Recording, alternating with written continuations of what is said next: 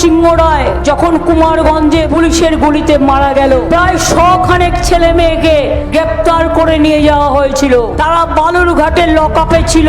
আমার কাছে খবরটা আসে, আমি রাতের মধ্যে ছুটে আসি। ছুটে এসে এই বিপ্লব মিত্রকে বলি, বিপ্লব দা কালকে আমাদের কোর্টে ফাইট করতে হবে ওদের জন্য।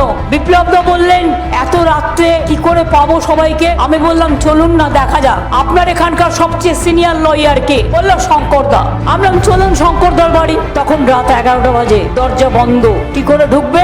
আমি বিপ্লব দাকে বললাম পাঁচিল টপকান। বিপ্লব দাও পাঁচিল টপকালো, আমরাও পাঁচিল টপকালাম। তারপরে ওরা দেখলো চোর ডাকাত নয়, আমরা এসছি কথা বলতে। শঙ্কর দাকে রাজি করলাম। শঙ্কর দা দাঁড়ালেন আর শঙ্কর দার সাথে বিপ্লব মিত্র দাঁড়ালো। আর আমি দাঁড়াবার জন্য সুভাষ চাকিকে বললাম, সুভাষ আমাকে একটা গ্রাউন্ড দিতে পারো? সুভাষ আমাকে একটা গ্রাউন্ড দিল এবং সেই পরে কুমারগঞ্জের ব্যাপারে আমরা কোর্টে দাঁড়িয়ে সবাইকে মুক্ত করে দিয়েছিলাম। তার পরের দিন মনে রাখবেন সেই গ্রাউন্ডটা আজও আমি রেখে দিয়েছি।